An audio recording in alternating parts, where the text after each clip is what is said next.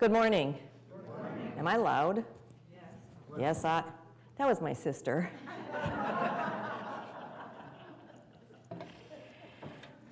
That's all right. I shouldn't say this in front of her, actually. I always tell people that my life was perfect for 3 years and then she was born. That's not true.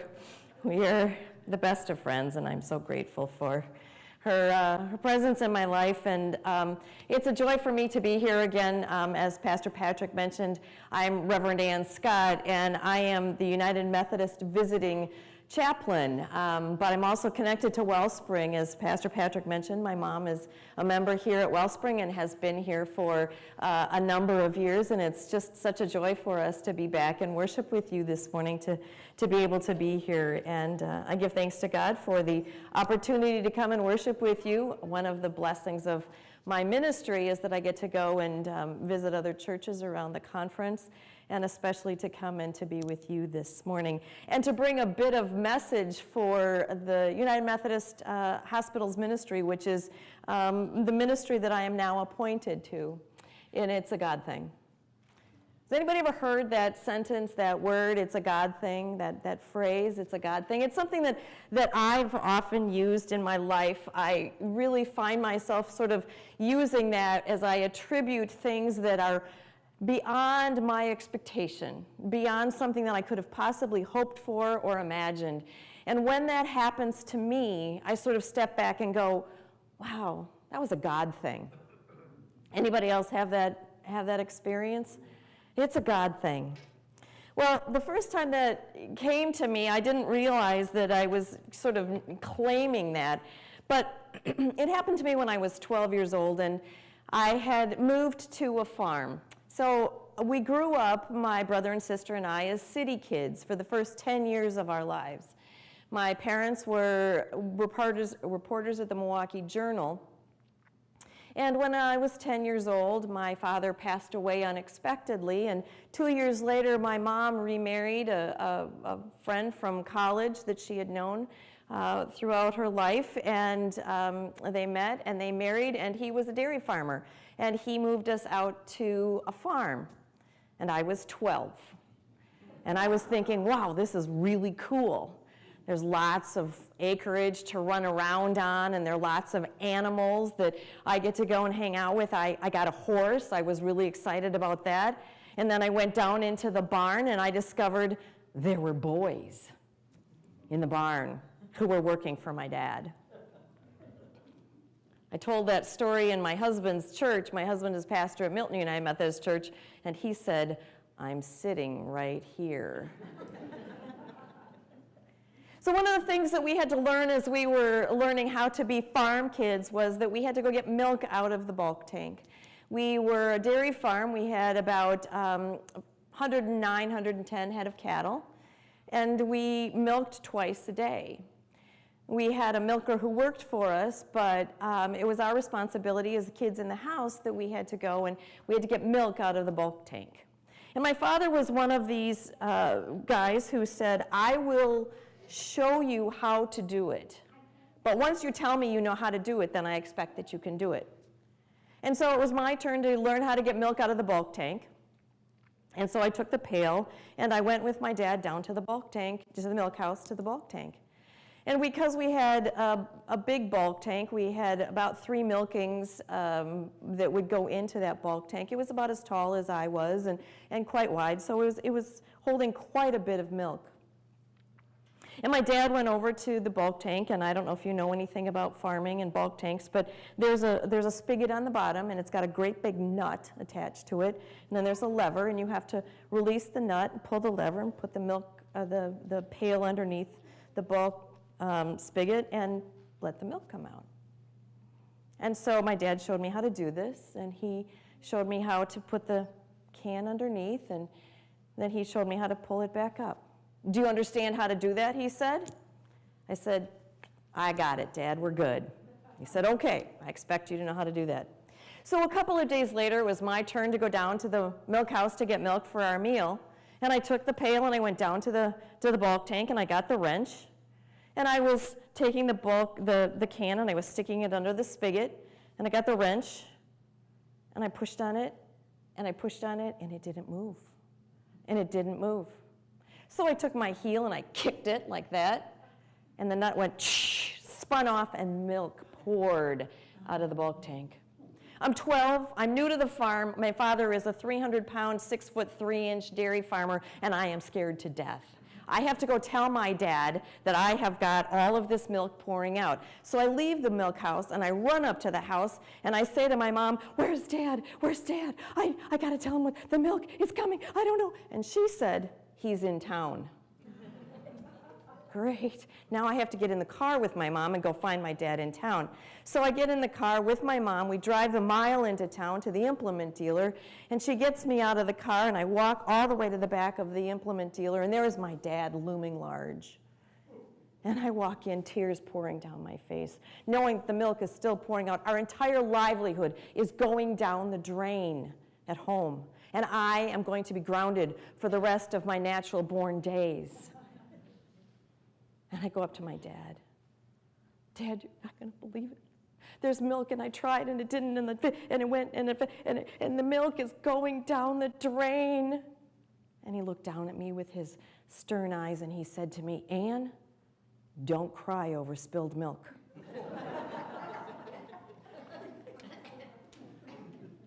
That, my friends, was my first God thing.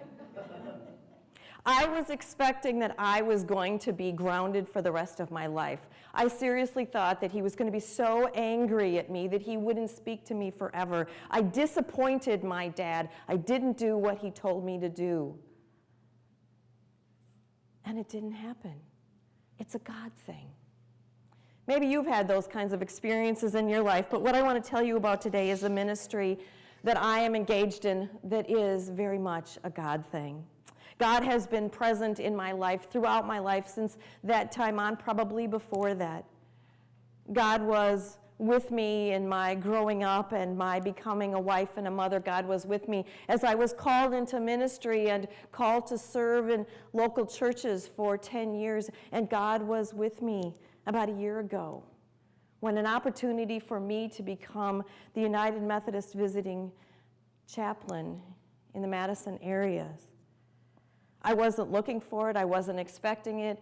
I didn't know very much about it, but it was a God thing. God opened up an opportunity for this ministry, and it is a God thing. This is an amazing ministry, and I don't know if you know much about it, but I'd like to share just a little bit about how this ministry came to be and what this ministry is about. In the 1950s, the United Methodist Church, of which we are all a part, understood that folks who were coming to the Madison area for medical conditions, medical situations, for treatments, for surgeries, for diagnoses, were coming and they were getting cared for by medical professionals. But they also knew that there was a spiritual component to healing. And they also knew that folks were coming because Madison in that day was a regional medical area, that lots of folks were coming from very great distances away, from the northern part of the state of Wisconsin, from the eastern and the western part. And they knew that they wanted to help support United Methodists who were in the Madison area with this spiritual care, this pastoral support, when they were far away from their pastors and their families and their church congregations. And so they asked pastors who were already serving local churches here in Madison if they would go and they would visit some of these visiting folks, some of these folks who were here in the hospital, some of them for long times in the hospital. And when they realized that more and more people were coming to Madison and needing this kind of not only medical care, but spiritual care, they realized that there was a need greater than what local pastors could do while caring for their own congregations. And so the Wisconsin Conference of our United Methodist Church chose to do an extension ministry, to open up an extension ministry. And in the late 60s, they identified and hired a part-time chaplain to come and do this ministry as an extension of the work that the Methodist Church is all about. And so that is how the history of this ministry began, and many of you may or may not have known some of the folks who have been chaplains over the years. Fid Saylor was a chaplain for many, many years. Many of you are nodding. I know you know Fid, so you probably had an experience with him at the hospital. You also probably are familiar with one of our more famous chaplains. Bishop Hee-Soo Jung was a chaplain for a short time while he was working on his doctoral degree. It's an important ministry. This ministry is a ministry that reaches out to these folks, even though there are other regional hospitals now. We still have folks who are coming down from the northern part of the state or the eastern or the western part of the state, and some from central and northern Illinois who come to Madison to these hospitals. And those are the folks that I go and see. I'm not a staff chaplain, so I'm not working in one particular hospital. But I work in all of the hospitals, primarily at UW Hospital, at Unity Point Health Meriter, at SSM St. Mary's Hospital. I go over to American Hospital on the east side, Children's Hospital, and the VA when I'm called upon to do that. And it's a God thing. This ministry is something beyond anything that I could possibly do on my own. This ministry today exists because people are sicker, stays are shorter, and parish pastors are really challenged to get to the hospitals. And so I go on behalf not only of those pastors who can't get there, but I go on behalf of all of you. That's what Extension Ministry in the United Methodist Church is all about. Because as you heard the scripture a little while ago, and I want to use my interpretation, my translation, just to kind of bring this together just a little bit. Because what Jesus says in this translation, Jesus says, "Truly I tell you, just as you did it to one of the least of the members of my family, you did it to me." See, when we think about those folks who are hospitalized here in Madison and even around the state of Wisconsin, they are members of our family. These United Methodist folks that I go and visit are your brothers and sisters, not only in Christ, but United Methodist brothers and sisters. And so I go on your behalf. I go to take a word of comfort and care. I share a scripture or a song. I listen to their stories for you and with you, because we are all members. We are connected one to the other. Pastor Patrick just talked a few minutes ago about our annual conference. And I was so moved as I was at that annual conference and looked around at 1,000 of my brothers and sisters, of our brothers and sisters, as we sang and we worshiped and we talked about the ministries that we do together. This is the ministry that we are all doing together. You are a part of what I do. It's a God thing. It's a God thing. And I have to tell you that when I go into those hospital rooms, I don't go on my own because there's no way that I could do what I do. I'm not equipped. I don't have the talent. When I walk down the hallway to go see a particular patient or a family member, I lift it up to God because I don't know what to say. I don't know the circumstances under which they're in the hospital. I don't know what they need to hear. And so I lift it up to God and say, you know what, God, you know. And so whatever they need, let it be. And when I walk out of that hospital room, I lift it all up to God again. Because one of the things that I know about this chaplaincy that I didn't know before I started, just to back up a little bit, as a pastor in a church, Patrick can attest to this, we know you as much as you allow us to. We know you. We know your family. We know your history. We know what you like. We know your political leaning a lot. We know you. We know when you go into the hospital. We know when you come out of the hospital, hopefully. We know the circumstances. When I go into a room, I know nothing, and when I come out, I leave, and I don't know what happens to those folks. All I can do is lift them up to God. It's a God thing. And so I would like to share with you just a couple of the folks that I visited to give you a snapshot of who I'm going to see on your behalf. The first person I'd like to lift up to you is Betty. I met Betty. I should explain to you how I get referrals. I get referrals two ways.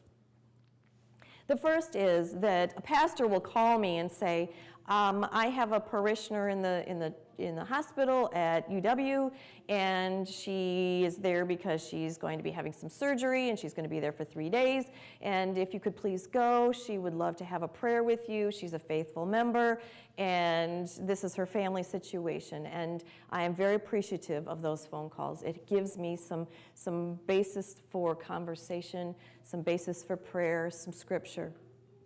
The other way I get a referral is when you all go into the hospital, you're asked your basic admit information.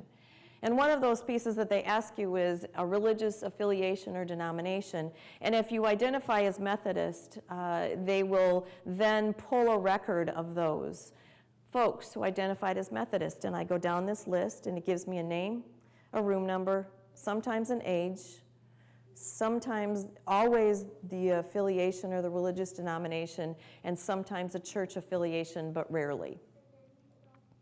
And sometimes, more often than not, on those folks, I walk into a room and I will say, hello, I'm from Spiritual Care and I'm a United Methodist chaplain, and they look at me like I'm going to either try to convert them or hit them over the head with a Bible. But that's another God thing, because I find myself having wonderful conversations with them about their life.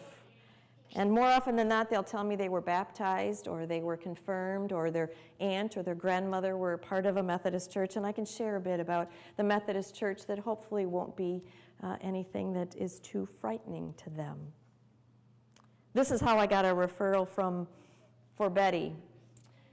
She identified that she was a United Methodist, and so I walked in and I could see that she was on oxygen, and I introduced myself, and she said that she had end-stage emphysema and COPD. But she still wanted to talk, even though she was having labored breathing. And so I sat and I visited with her. I was thinking that because she was coming to the end of her life, she might have some things that she wanted to share about that. But instead, she talked to me about her concern for her daughter, who was single parenting a 14-year-old granddaughter. And her daughter was also caring for a disabled boyfriend. She was the sole breadwinner, and she didn't know what her daughter was going to do while she was in the hospital and when she was gone, because her daughter depended on her. She also shared that she lived in an assisted living facility, but she was very much in charge of a lot of the programs that were going on, and she didn't know who was going to do that when she wasn't around anymore. And then she said that she was once involved in the Sun Prairie United Methodist Church. I said, do you get there very often anymore? And she said, oh, no, I can't. She said, it's too hard for me to sit. I said, you know, Betty, would you like me to call the pastor and just see if she would come out and visit with you? Oh, she said, that would be really nice. Would she do that? And I said, I think she would. And so I got in touch with the pastor at Sun Prairie and shared Betty's story with Betty's permission. And she said she would make a contact with Betty. And she did. And not only that, but she took communion out, and they have a very strong Stevens ministry program in Sun Prairie. And so Betty is now surrounded by folks from the Sun Prairie United Methodist Church. She has a church family, members of her family, and she never walks through that Sun Prairie church door anymore. And when she comes to the last days of her life, she will be surrounded by love and care from those folks who are members of her family. My friends, that's a God thing. That's a God thing that we are all connected to. I'd like to share with you Brett's story. Brett, when I met him, he too was a referral at UW. I walked in, he was looking pretty well. He was 3 days post-op, and he was ready to go home. And many folks who were in the hospital will tell me, I'm really anxious to go home, looking forward to it. So I started with that, and I said, I bet you're looking forward to going home, Brett. And he looked over at the windowsill, and there was a very full backpack. And he said, "That's my home. You see, I'm homeless." I said, "Is there no place that you can go? No family who would take you in?" He said, "Well, my mom is elderly. She lives in central Illinois, and I'm 57 years old. I'm a man. I'm not going to go home to my mother. And my children won't have anything to do with me. I'm a cocaine addict, and I used 4 days before my surgery." And about that time, the doctor came in, the resident doctor came in. They had been working with a social worker to try and find a place for Brett to go. And we had shared a bit about his connection with the Methodist Church as he was growing up, but he hadn't been to church in a long time. So he knew that I was connected in that way, and as the doctor was talking with him, she came in and she said she had news. I said I would step out, and he said, "No, please stay." And so I did. And she said, "Brett, we can't find any place for you to go. And you know the reason why." And he said, "I know, because I use cocaine. I'm an addict." And she said, "Yes, nobody will take you." And I asked the doctor, I said, "Do you discharge to the streets 4 days post-op?" And she said, "We do." I said, "I belong to a denomination that has a homeless presence here in Madison at First United Methodist Church. I don't know if you've checked into any of those faith-based resources, but would you like me to try?" Oh, they said that would be wonderful. And so I made a phone call to First United Methodist Church and talked to their outreach coordinator. I had a great conversation with her, and she said she would follow up with Brett and with the social worker and the care team. I wish I could tell you that Brett is clean and sober and working and living somewhere. I can't. I don't know anything about what happened to Brett.